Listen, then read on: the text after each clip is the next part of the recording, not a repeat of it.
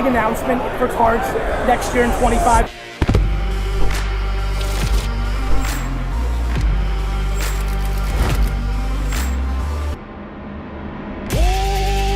National 2024 here in our home state, here in Cleveland, Ohio.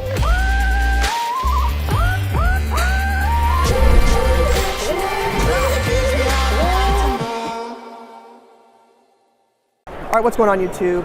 Card Collector 2 coming at you here with a brand new video. We are live at the National talking to one of my favorite people in the entire world, yet alone the hobby. This is always special when I get to do this. I've shared this many times that, you know, it started with content, watching you, watching Tyler, D-Rock, and it's turned into, you know, a relationship where I can sit down and ask you questions in a place where, you know, I've become very comfortable in the card space, and something, you know, I clicked with you early on with, you know, your history in cards. So first off, thank you for the time. First off, that Machado patch was fire. Oh, hey, let's go, man. I'm paying attention. That's cool. I appreciate that for sure. But we're obviously here with Gary. We did this last year. We got to ask some questions. So the first thing I want to start with is, I asked you a year ago. I want to ask you now. Outlook on the hobby. What has changed for you over the last 12 months since we talked last?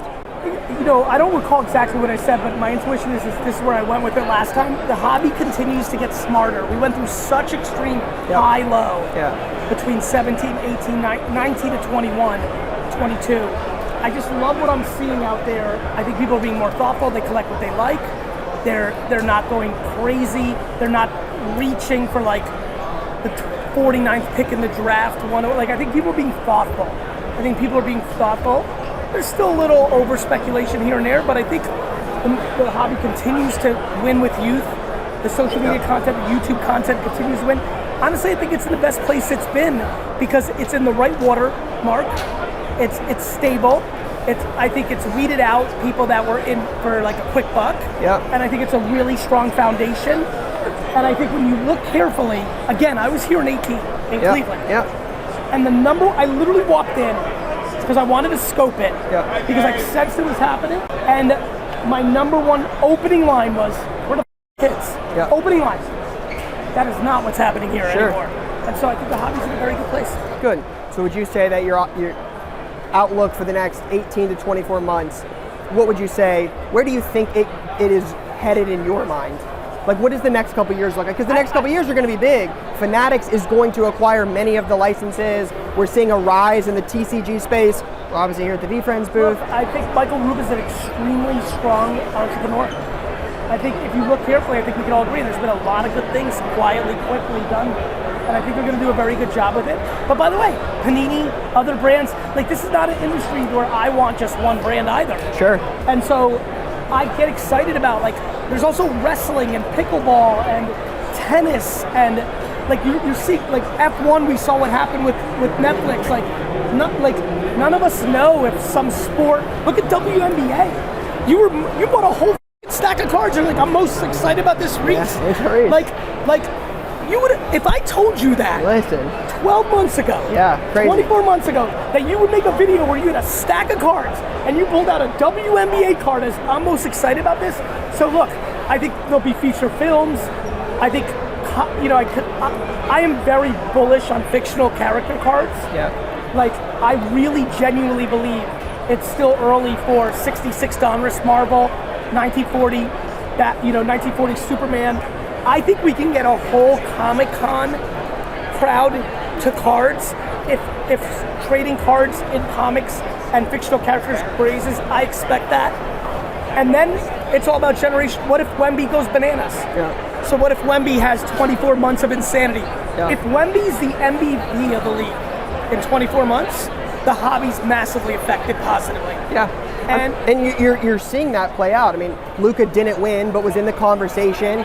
You know, Luka's a young guy. Like, Shea was in the conversation. Those are both in the same class. And what are we, 5-6 years into those guys' career? That's early for their career. I mean, Mahomes is 6 years starter. He's got 3 Super Bowls. Like, that's one thing I've always talked about, is that young talent winning early, I think, is good for the longevity of cards, to see guys other than Tom Brady win Super Bowls. I think the one thing that continues to worry me is I want the prices of cards to be cheaper. Something and for what the kids. aspect? The box? The single cards? I think the box. I believe that somebody could and should come along and have a very inexpensive product for the entry level. Like, I know a blaster could be priced less, but like, there does feel like there's a little bit of like a high cost of entry. So I do get excited about the will there be a $50 box, which is still money for most of America. Sure. Is there a $50 box with 20 packs in it that can really become a gateway for kids? That's on my mind. That's another innovation that I could see happening. So a lot of fun stuff to think about. Yeah, very cool. Now, I know we chatted earlier, but you're obviously here with your son, Yes. right? You've you grew up in the card space, the hustle game. He's here hustling. We were just talking about flipping a card, making money before we started this interview. What has that been like to share this with him? As someone, I have a son that I hope to be able to do that with one day. What's it been like for you? It's unbelievable. Yeah. There's literally no words to it. It's as emotional as it gets. It's Yeah. what it's all about. Like, it's surreal. Yeah. Did you, when you were early in your collecting days, ever attend the National, or was 18 your first one? 18 was my 18 is your first one. I grew up so poor. Sure. Like, it was inconceivable for me to, go to those things. And it was like, it just seemed so far-fetched. Sure. It was in Anaheim. And Yeah, like, it was like, the early one. Like, Yeah. that was not in the cards Yeah. for the way I grew up. Yeah, understood. Now, speaking of cards, V-Friends, Yes. you're into this few years now at this point. What do you think the next year looks like for you, for I think V-Friends? next year will be I have a big announcement for cards next year in 25 that I think will go over well. That should give us a real presence in Chicago next year. So I'm optimistic, but look, I'll be very honest. Like I've said, and I think you know this, because I think I've said it to you, and it's definitely my demeanor. This is a 30, 40-year project. Like it's a 3-year-old company. Sure. It's I'm excited with like I'm at the point still where like one person coming over and be like, oh, these are cool. Like that's like I'm win. ecstatic. Yeah. I'm building, and so it's brick by brick. So a year from now, much of the same, except I've got one big trick up my sleeve that should bring some noise next year.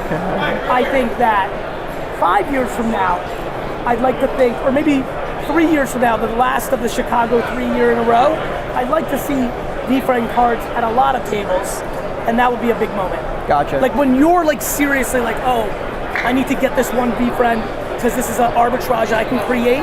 Like when it hits the true collectors and flippers, I still think I'm 5 years away from that. But what makes that exciting is the OGs that are like super behind it and are all about it on Fanatics Live and all those things that are going on. Like I'm so excited to execute for them. Yeah. And so that's what I'm focused on.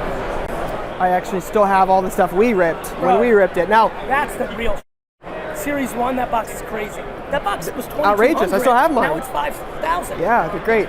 We got to rip one day. Remember. Who dropped that card? You or me? You have the footage. The clip, I mean, Is the clip obvious that it's me? the clip is obvious. I mean, It's you me. just, I mean, yeah. Probably. I'll take 68% of it. Okay, but it sounds like, your answer is patience. I mean, it's very common with Gary is, I don't know where Patient Pig is here. I think it's these two characters are monsters in my world. I think patience is everything. I think, especially for kids that are flippers, they want it now. I think patience is the game. Yep. Jets. Aaron Rodgers played 4 snaps last year. I asked you Aaron last year. Rodgers right now has as many passing yards for the New York Jets as you and I do. Do you know how insane that is? That's great. That's insane. Right as we stand here today, Aaron Rodgers has as many passing yards as you and I for the New York Jets. Will he have more this year than you will? Yes. Not only will he have more, the New York Jets are coming for you. All of you. They're going to have a very good year if we stay healthy, which is, unfortunately, the one problem with building a good team in football is you're one injury away. Yeah. We have such a good team, but I can't even get, like with the Knicks, I'm super excited, and we got banged up last year. A bunch of our guys got hurt, and I'm still confident that like 3 guys aren't going to be out for the year. The Jets could have a great team. Sauce Gardner is such a lockdown corner. If God forbid he was out for the year, our defense is a totally different defense. Yep. So I don't know, you can't breathe when you're a Jets fan or a football fan. You're one big injury away. And so, but I am optimistic. We're a very talented football team this year. We're deep too. So a win for you is 11 wins and a playoff win. 11 regular season wins and a playoff win would be just so delicious, giving enough momentum for Aaron to come back for one more and make a full run and let the chips fall as they may. I love it. I love it. You've obviously been someone I've looked up to for a lot of advice. Thank you. And I always love asking this question, but for the entrepreneur out there, for the young collector out there, what is your advice right now to them, ideally in terms of the hobby? Less guessing, more knowing. Anthony Richardson's guessing. LeBron's knowing. Yeah. Right? Patrick Mahomes knowing. Yeah. Tom Brady is knowing. Somebody earlier, I'm not knowledgeable about this, is saying that 90s basketball rookies have a nice base, like are brewing up a little. Okay. And I was hot on that. Garnett, Ray Allen, like all these guys, Duncan. I was like, there was a time in 21 where I thought they were very underpriced compared to Tyler Hero. I would just tell you, less guessing, more knowing. You're allowed to get infatuated with a rookie and bet the farm. Mazel tov, do your thing, knock yourself out. But if you really, really want to build long term, less gambling, more investing. And I think that's more consistent all pros that have potential for Hall of Fame is important. And I just think there's smarter ways to do it. Now, coming to the National and flipping the hot stuff, buying a CJ Stroud, negotiating it well, then selling for a little more, Victor, but my overall theme, less guessing, more knowing. Appreciate it.